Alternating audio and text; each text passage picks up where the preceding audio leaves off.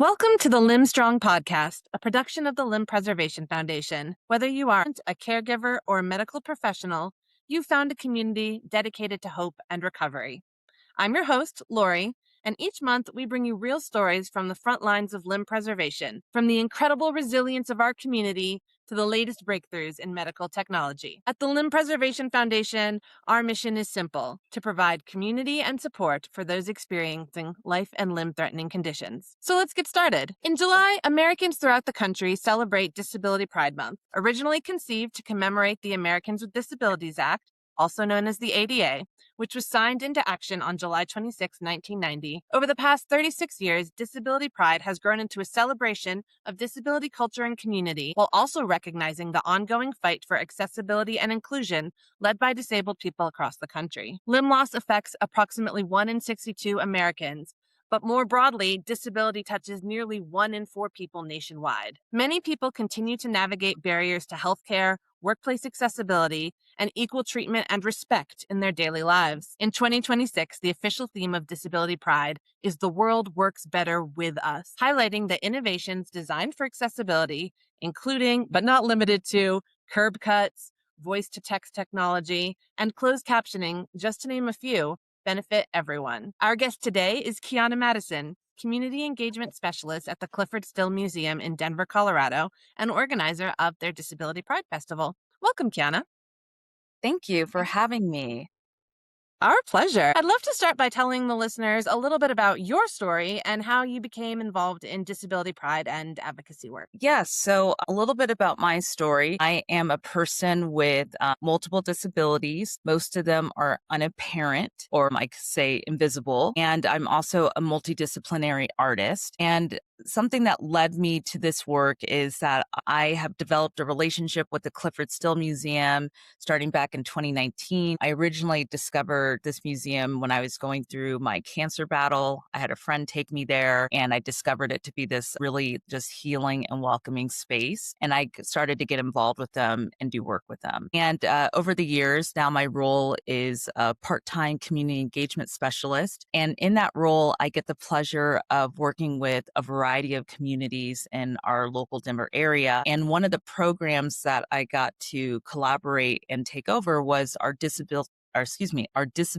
Pride Celebration, which is a time where we want to come together to uplift the stories of people with disabilities, where we want to celebrate our local artists with disabilities in the greater Denver area, and that it's also a time to come together where we can share about community organizations that do great work in the disability space. And it's a time for families to come together and just to get to, engage and use the amazing artwork of the Clifford Still Museum as a point of reference for opportunities for deeper reflection and discussion about these big ideas and big feelings that surround this topic. Thank you. That's beautifully put. You were talking about how you discovered the museum as relief during your personal cancer journey, and I'm a huge believer in the healing power of art.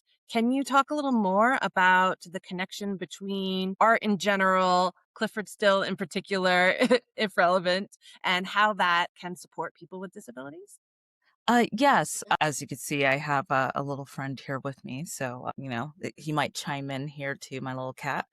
We are a pro cat podcast here. Good. That's fabulous. So when thinking about the connection with art, with the still, and then just with the topic of disability, one thing that always drew me to abstract expressionist art, which Clifford Still was an abstract expressionist painter, is that many abstract expressionist artists during this movement really were focused on making art about big ideas, big emotions, experiences that can be really hard to put into words. And in particular, Clifford Still was making artwork around the time prior and after World War II.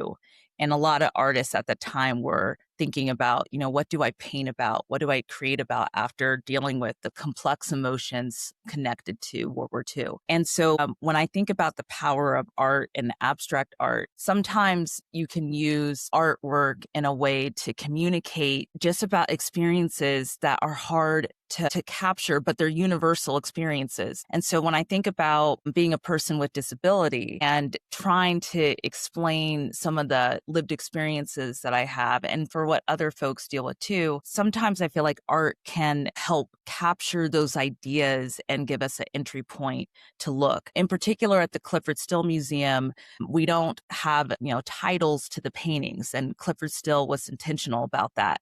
You'll see a PH and then a number, and that's to indicate a photograph. And the reason Clifford Still didn't want to name his paintings after a certain period of time was because he wanted the viewer to get to engage it and come up with their own meaning. And so when looking at this abstract artwork, sometimes I found myself explaining to loved ones, to friends about aspects of my experience through the art. And because we can focus on this abstract art piece, it allows everyone to be able to share out like what they're thinking and in the context of whatever topic we are discussing.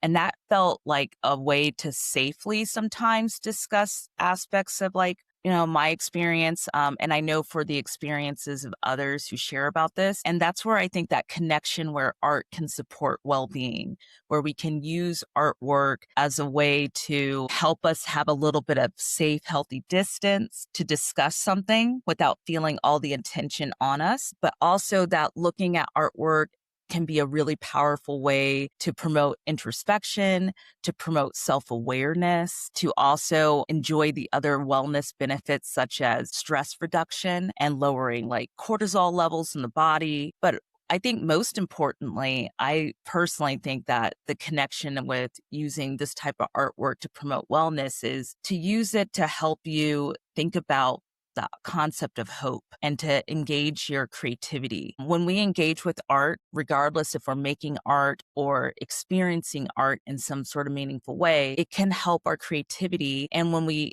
have creativity, we have the ability to imagine. And in order to have hope, we need imagination.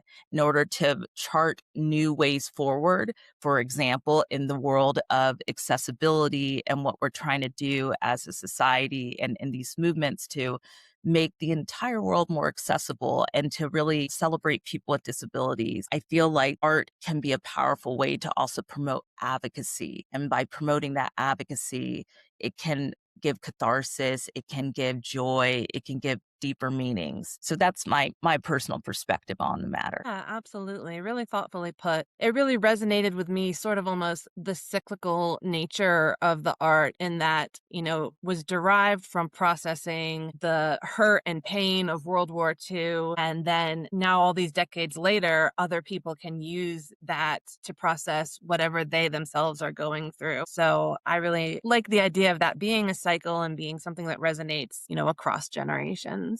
Yeah, yeah. You and I were speaking a little bit before we started recording, and you told me that you were choosing to focus this festival on celebration as opposed to focusing it on just being the anniversary of the ADA. Can you tell me a little bit more about how you came to that decision and how you bring the energy of that to life? Yeah. Well, I mean, I'm so happy to be able to celebrate the anniversary of the Americans with Disability Act. And the city of Denver has such a close history to that in regards to the Gang of 19 based here in Denver, who were major movers and shakers in regards to promoting disability rights. But I feel like in addition to thinking about the ADA, disability is a world that goes beyond just thinking about like one piece of American legislation.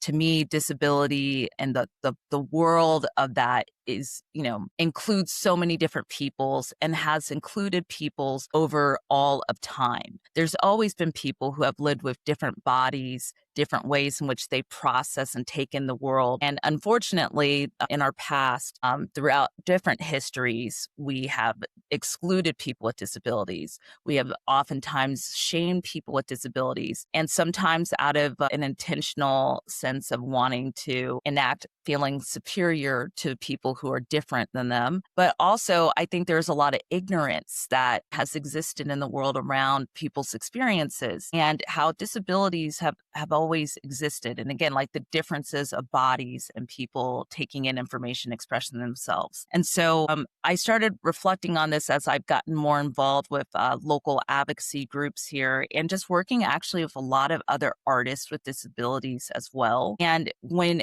thinking about that and talking with other folks in my arts community with disabilities, a lot of conversations we were having were focused on how do we change the narrative? How do we reframe thinking about disability from a place of power, from a place of strength, from a place of storytelling, recognizing the various stories of people with disabilities, humanizing folks by sharing stories, that increasing that awareness. And with humanizing, moving from just, hey, we're here and we deserve to have access to, wow, we have some powerful, amazing people in these communities who have so much to offer.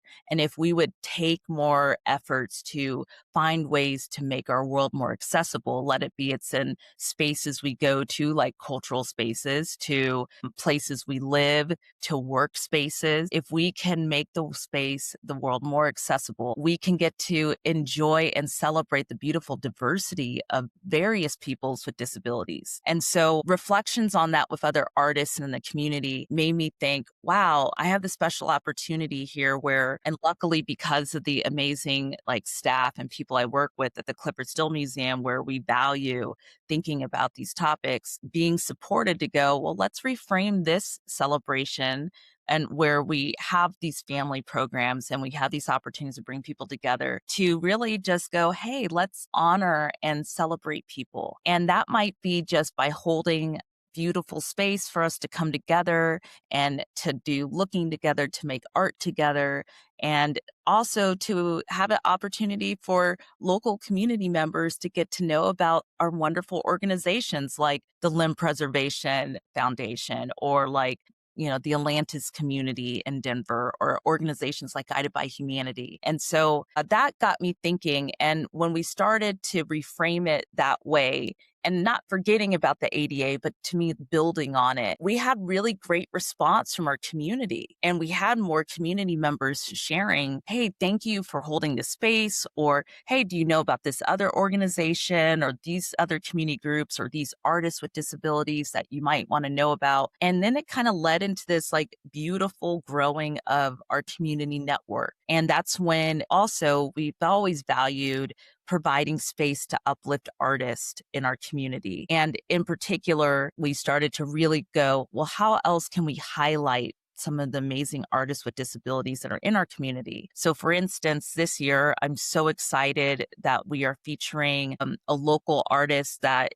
identifies as part of the deaf and hard of hearing community. Her name is Jade Jones. She's a phenomenal painter and she is just a beautiful energy and light. And I'm so excited for community members to have the opportunity to see her work, to get to engage with her, and for the opportunity for families and children to come together and get to do making together outside on our forecourt. Yeah, absolutely. I think the opportunity to highlight those artists, expand, the scope of inclusion and having that interactive element are so beautiful and joyous. I myself have had the opportunity to attend the festival in past years. One memory that really resonates for me was this dance floor that vibrated. And so you could feel the rhythm, which was so beautiful and engaging for everyone that encountered it. Are there Yes. any special memories from the festival that you'd love to share or anything else coming up this year that you're particularly excited about? Yes, I think other memories I have really enjoyed is witnessing people getting to connect for the first time with each other because I'm a big believer in the idea that, we're not alone and no one should ever feel like they're alone. And sometimes living with disabilities can feel lonely at times. And so witnessing people coming together, for example, we often have canine partners of the Rockies at our annual event and watching folks get to learn about service dogs, learning ways that they can support that program, other people sharing out like For instance, we've had folks who have dogs for, let it be for therapy animals or for sight dogs. And we've had folks share that not all cultural spaces have always been open to them, even though, like, from a legal perspective, we should always make sure that those spaces are open to people with different disabilities who have service animals. But some people were sharing just from their lived experience, and they were so excited that we were welcoming and signaling, like, yes, this is a space where this is not just tolerated. You're welcome. These service animals are also a part of our community. They add to the beauty of what allows this world to be accessible and helpful to people with disabilities. And so that memory stands out. I remember when Field the Beat was with us a few years ago and that vibrating floor that we had, and getting to see some folks who were power chair users, folks of different ages, because sometimes I think people make assumptions about who has disabilities, even though you can't see it. And watching these folks get together in the dance floor and just like vibing to the music and laughing and smiling. And that just felt good to have like the joy around that, to go like, wow, I can be comfortable with myself and know I'm in a space here at the Clifford Still Museum that wants to acknowledge and celebrate the pride behind the long histories of people and artists with disabilities. Yeah, absolutely. Joyous is certainly a word I think about that I associate with this festival and the feeling that kind of runs through it. But, with that in mind, what kinds of challenges do you face bringing this celebration to life every year? One challenge that I think about in general, and it's not so much about like how to organize and produce our disability pride celebration event, but it's more the intentionality behind using our disability pride celebration also as an opportunity to reflect deeply and to take time to learn more histories. And for me as a practitioner, I just think like every year, even though I'm already like a part of the disability community, every year I really try to take a deeper dive to go, what's something else I can learn that I don't know about yet? One area I've been getting more into is thinking about like neuro inclusiveness, neurodiversity. I myself am neurospicy, neurodiverse, but learning more about other people's experiences that are different from mine. And then going like, what can we do to learn more about accessibility and ways that we can keep growing in that? Because I don't think it's like a single just target you get to.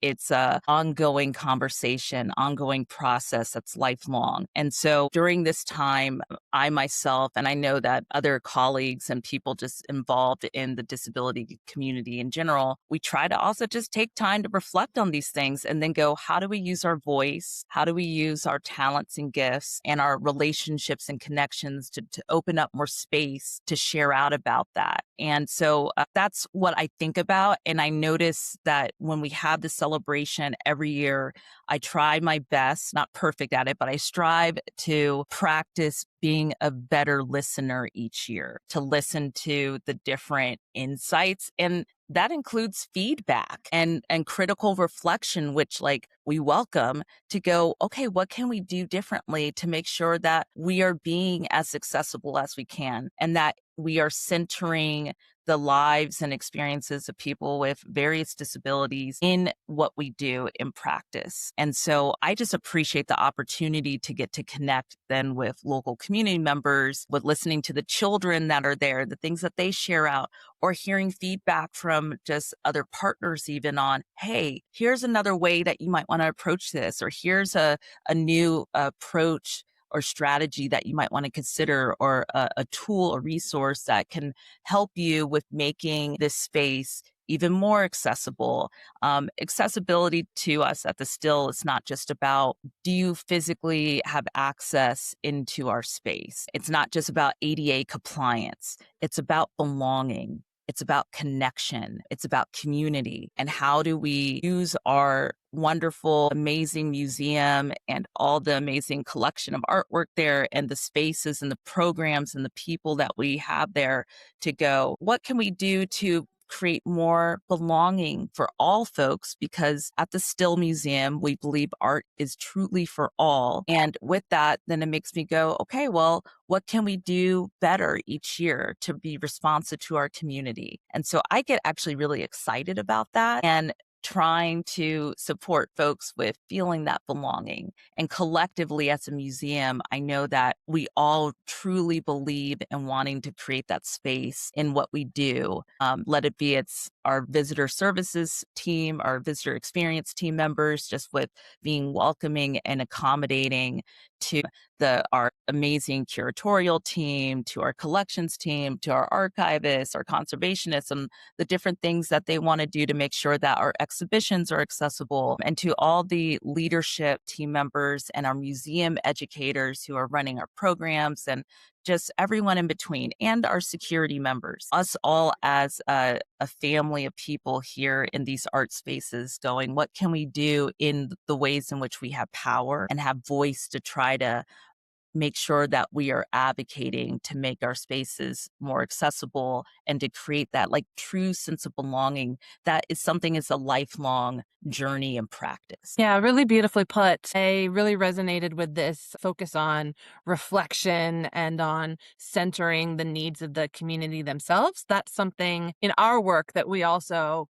really try and focus on and not make assumptions about what people need, but let Yes. the community drive the conversation and us respond to that. So I think that is a really kind of lovely that your entire team is reflecting on and building on. I had been planning to ask you more about accessibility in art spaces more broadly and how y'all integrate the needs of disabled folks into your museum space throughout the year, but you spoke on that really beautifully. Is there anything you want to add about museum culture outside of Clifford Still and disability access, or any other points that you want to expand on there?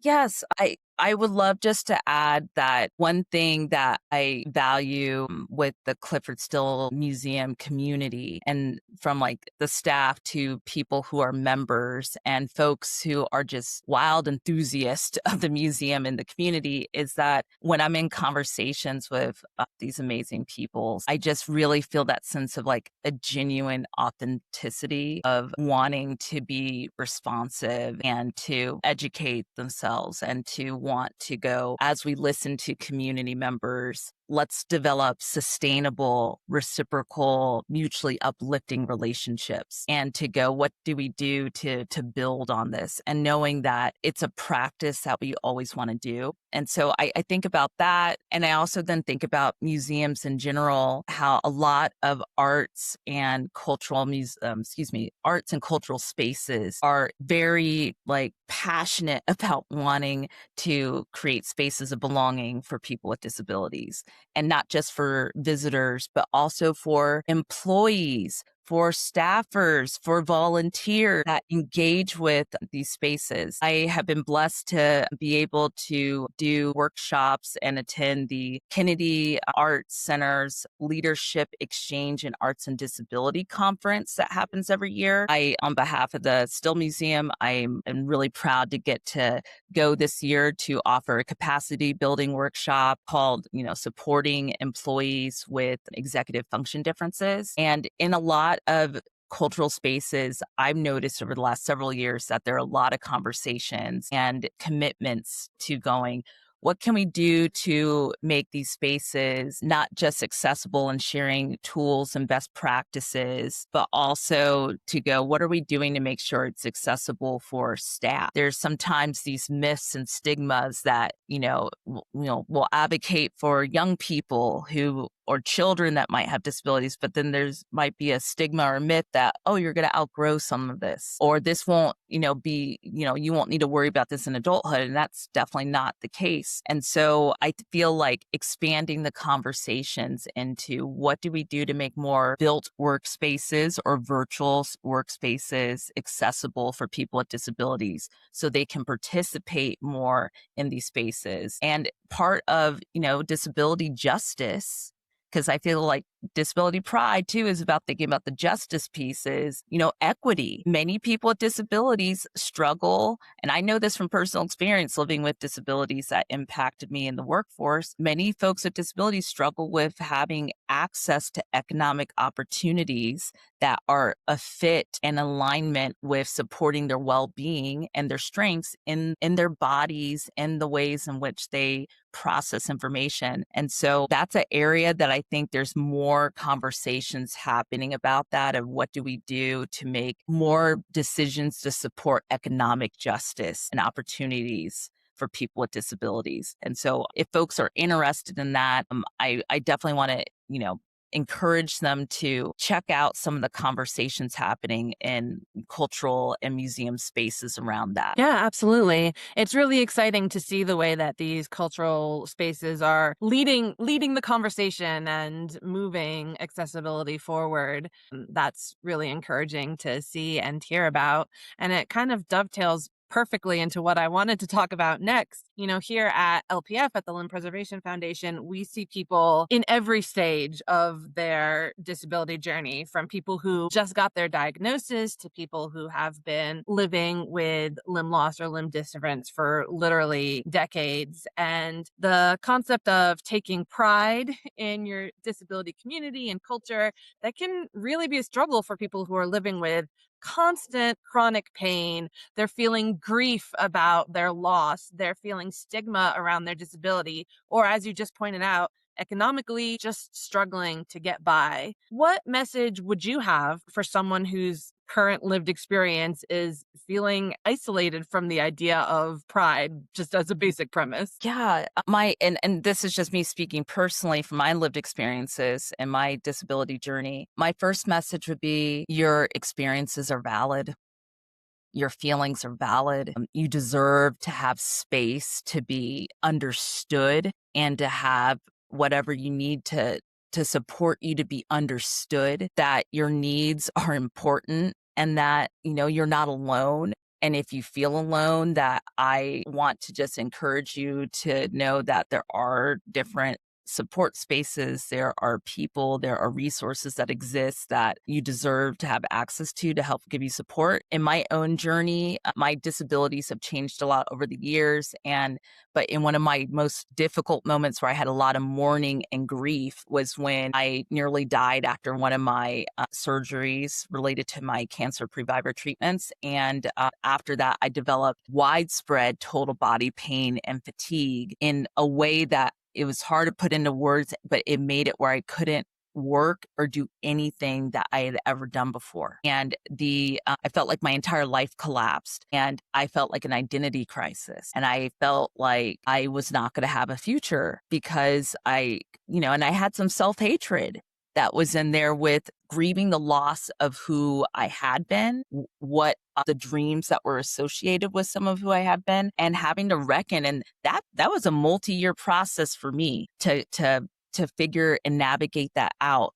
But something that made the most essential difference was two things. One is just thank goodness for connection with people, how just one person that you connect with can make a difference to begin to help you to just not feel alone in the process of thinking about all those things, because all those emotions are valid and the lived experience and material impacts are real. But to know that you're not alone, and then also I want to encourage folks to explore creativity in whatever way that means to you. You don't have to identify as being an artist. It could be making art in any way. It could also just be engaging in the arts in whatever way, let it be art spaces or other expressive art forms. But to know that art can nourish well-being, that it can support you in your processing. It can help you communicate things that you might not otherwise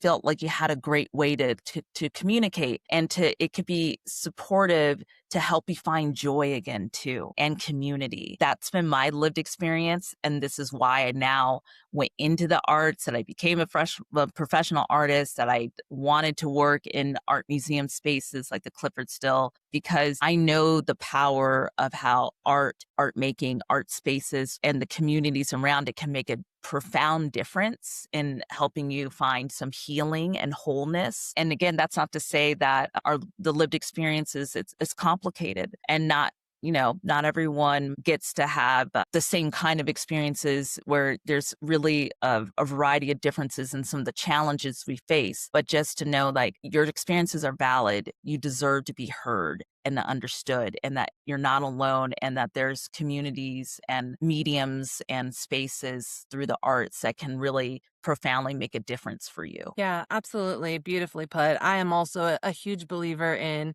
creativity and kind of the healing power behind it. And I will also say, just for anyone listening who is dealing with limb loss, limb difference, or a family member or friend, Limb Preservation Foundation does have support group available. Our Limb Care Connection program is free and open to anyone falling in those categories. So if you are hearing this and that is resonating with you, please visit limbpreservation.org to hear more about how we can help you through that piece of your journey. My last question here is just wondering how, outside of this festival, can members of the community support people with disabilities throughout the year? That is an excellent question. There's a lot of different ways in which I think you can support various folks with disabilities throughout the year. First, I just want to encourage you to educate yourself. Take time to learn more about disability movements, history of disability in the spaces you're in, and the different just resources that exist around that, and the different issues that are still going on that impact people's lives with disabilities. So trying to, be a lifelong learner to continue to educate yourself. Second, get involved with some of the different organizations that exist, and that you have access to either in your local community. I know that I was mentioning other, let it be it's nonprofits or cultural spaces that support people with disabilities. So learning about those different organizations, finding out if there's ways to either volunteer, to give, to do other types of support. And then the other thing I would recommend is to support people with disabilities. Let that be in the folks in your immediate life and the ways in which they would like to be supported. To always remember, we got to center the person there, but also to, support the economy of people who are living with disabilities. If you have opportunities to support, like, for instance, artists with disabilities in different spaces, hey, go to their show, buy their artwork, give those shout outs, share about those people in other spaces. That's another way to try to help promote some of that economic justice that people with disabilities deal with. And then I think lastly, use your voice, regardless if that's a spoken voice or your written voice or through artistic mediums, but to use the power of your voice to speak up when you see injustices, but also to share ideas and resources to go, wow, what can we do to make sure we're thinking about this to be accessible in the ways that could support our community members that we are connected to. And so those would be a couple ideas that I would definitely recommend thinking about. Absolutely. Those are great and actionable, which I absolutely love. Well, the Limb Preservation Foundation is excited and proud to be tabling at the Disability Pride Festival at the Clifford Still Museum on Sunday, July 26th from 10:30 to 12:30. We hope to see many of you there. If you are not local to us here in Colorado, there are Disability Pride celebrations all across the United States. Look to see if there's one in your hometown. And if not, maybe you can be the person to get it started. I was just to say Connecting that, be the person to create it. Exactly. Connecting with and supporting nonprofits like the Limb Preservation Foundation that provide critical support to people living with disabilities is vital this month and also throughout the year. Visit limbpreservation.org to find out more. Quána, thank you so much for talking with us today. It's been an absolute pleasure. Blessings to you.